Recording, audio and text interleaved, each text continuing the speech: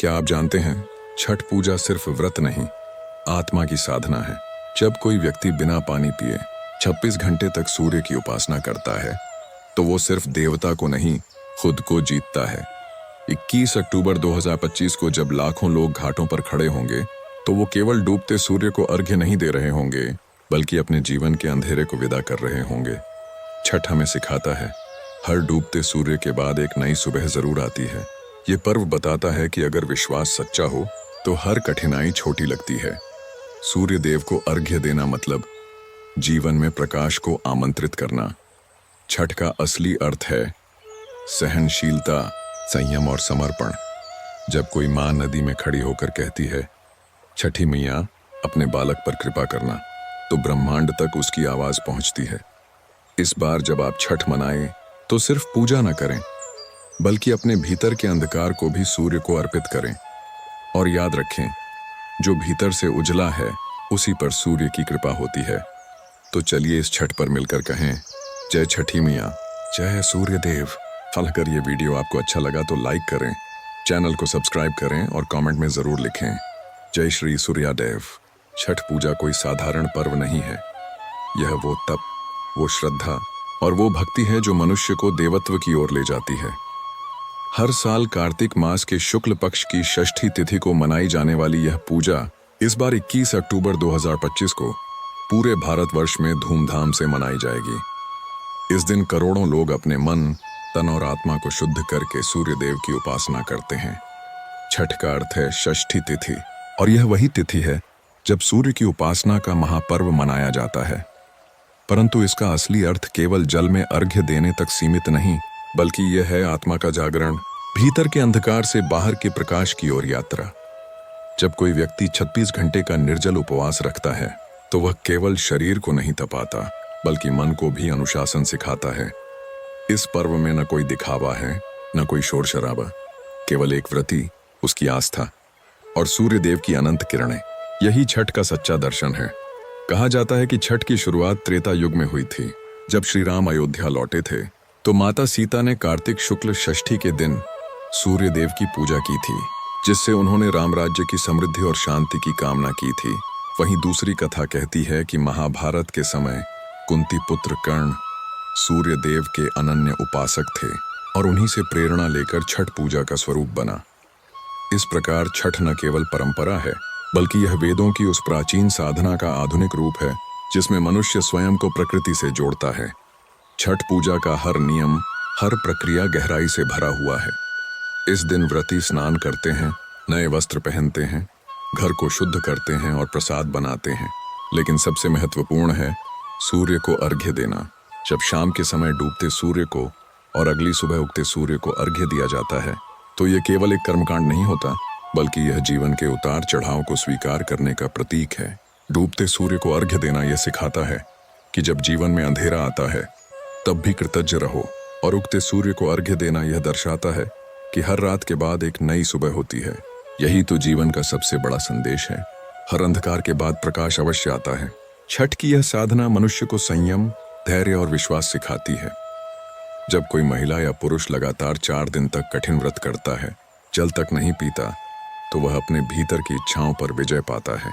यह पर्व हमें बताता है कि इच्छाओं को नियंत्रित करना ही असली पूजा है। सूर्य देव को अर्घ्य देते समय जो ऊर्जा, जो प्रकाश, जो श्रद्धा जल में झलकती है, वह मनुष्य के भीतर की सकारात्मक तरंगों को जागृत करती है। आधुनिक विज्ञान भी मानता है कि सूर्य की किरणें हमारे शरीर में ऊर्जा का संचार करती हैं। लेकिन प्राचीन भारत ने यह हजारों साल पहले जान लिया था कि सूर्य केवल प्रकाश का स्रोत नहीं, बल्कि जीवन का स्रोत है। जब कोई व्यक्ति छठ के दौरान नदियों, तालाबों या घाटों पर खड़ा होकर सूर्य को नमन करता है, तो वह उस परम शक्ति को प्रणाम कर रहा होता है, जिसने सृष्टि में जीवन का संचार किया। इस वर्ष 21 अक्टूबर 2025 को जब सूर्य अस्त होगा और असंख्य महिलाएं व पुरुष जल में खड़े होकर डूबते सूर्य को अर्घ्य देंगे, तब वह दृश्य केवल धार्मिक नहीं, बल्कि आध्यात्मिक होगा। उस क्षण हर व्रती की आंखों में चमक होगी, जैसे स्वयं सूर्य ने उनमें अपना तेज भर दिया हो। यही वह क्षण होता है जब मनुष्य और प्रकृति एक हो जाते हैं। छठ का सबसे बड़ा संदेश है जीवन में संतुलन। यह पर्व बताता है कि जिस तरह सूर्य बिना भेदभाव के सबको प्रकाश देता है, उसी तरह हमें भी अपने व्यवहार में समानता और करुणा रखनी चाहिए। छठ हमें यह भी सिखाता है कि हर कठिनाई का सामना श्रद्धा से किया जा सकता है। जब कोई व्यक्ति निर्जल रहकर भी मुस्कुराता है तो वह अपने भीतर की शक्ति को पहचान रहा होता है। यही शक्ति इंसान को साधारण से असाधारण बनाती है। कई लोग मानते हैं कि छठ पूजा करने से संतान प्राप्ति होती है, रोग दूर होते हैं और जीवन में सुख समृद्धि आती है। लेकिन असल में छठ का वरदान केवल बाहरी नहीं, आंतरिक होता है। यह हमारी आत्मा को पवित्र करता है। जब कोई महिला नदी में खड़ी होकर कहती है, छठी मैया अपने बालक पर कृपा करना, तो वह केवल शब्द नहीं बोलती, वह ब्रह्मांड से संवाद करती है। उसका विश्वास इतना दृढ़ होता है कि पूरी सृष्टि उसकी प्रार्थना सुनती है। यही है छठ का चमत्कार, विश्वास की शक्ति। छठ हमें यह भी सिखाता है कि किसी भी पुण्य कार्य में प्रकृति का सम्मान जरूरी है। मिट्टी के दिए, गन्ना, फल, नारियल, ये सब केवल प्रसाद नहीं है, ये प्रकृति के प्रतीक हैं। छठ पर्व हमें याद दिलाता है कि जब तक हम प्रकृति से जुड़े हैं तब तक हम सुरक्षित हैं। लेकिन जैसे ही हम प्रकृति से दूर होंगे, जीवन में असंतुलन आ जाएगा। इसलिए छठ पूजा का हर नियम हमें पर्यावरण से जोड़ता है। इस साल जब आप घाट पर जाएं तो केवल अर्घ्य न दें, बल्कि अपने भीतर के अंधकार को भी अर्पित करें। सूर्य को नमन करते हुए कहें, हे आदित्य देव, मेरे भीतर जो आलस्य, क्रोध और अहंकार है उसे दूर करो, मुझे प्रकाशमय बनाओ। यही असली छठ है। इस दिन का हर क्षण तपस्या है, हर श्वास ध्यान है। जब सूर्य की पहली किरण जल की लहरों पर पड़ती है तब ऐसा लगता है मानो खुद ब्रह्मांड मुस्कुरा रहा हो। वो प्रकाश केवल बाहरी नहीं होता, वह भीतर उतर जाता है, मन को शांत करता है, आत्मा को प्रकाशित करता है। छठ मैया, जिन्हें उषा या प्रकृति माता भी कहा जाता है, वही हैं जो अंधकार के बाद पहली किरण लेकर आती हैं। वे ही बताती हैं कि हर अंत एक नई शुरुआत है। इस वर्ष की छठ पूजा में अगर आप सच्चे मन से व्रत करते हैं तो समझ लीजिए आप केवल पूजा नहीं, आत्मा का शुद्धिकरण कर रहे हैं। क्योंकि जब तक मन पवित्र नहीं होगा तब तक कोई वरदान फलदायी नहीं होगा। सूर्यदेव की उपासना केवल एक कर्म नहीं, ये एक साधना है। जब आप हाथ जोड़कर जल में खड़े होते हैं तो आप कहते हैं, मैं समर्पित हूं। और यही समर्पण जीवन में हर सफलता की जड़ है। छठ हमें याद दिलाता है कि अगर समर्पण सच्चा हो तो असंभव भी संभव हो जाता है। यही कारण है कि इस पर्व में कभी कोई नकारात्मकता नहीं होती, केवल भक्ति, प्रेम और प्रकाश। छठ पर्व हमें यह भी सिखाता है कि शक्ति हमेशा बाहर नहीं, भीतर होती है। जब कोई व्यक्ति अपने शरीर की सीमाओं को लांघता है तो वह आध्यात्मिक स्तर पर ऊपर उठ जाता है। यही तो साधना है, स्वयं पर नियंत्रण। छठ पूजा का हर क्षण एक ध्यान है। जब कोई व्यक्ति सूर्य को निहारता है तो उसकी चेतना ब्रह्मांड से जुड़ जाती है। इसलिए कहा गया है, सूर्य ही आत्मा है।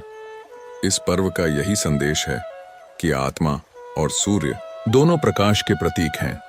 जैसे सूर्य संसार को प्रकाश देता है, वैसे ही आत्मा भीतर के अंधकार को मिटाती है। इस वर्ष जब आप 21 अक्टूबर को सूर्यदेव को अर्घ्य देंगे तो केवल एक व्रत न समझें, इसे एक अनुभव बनाएं।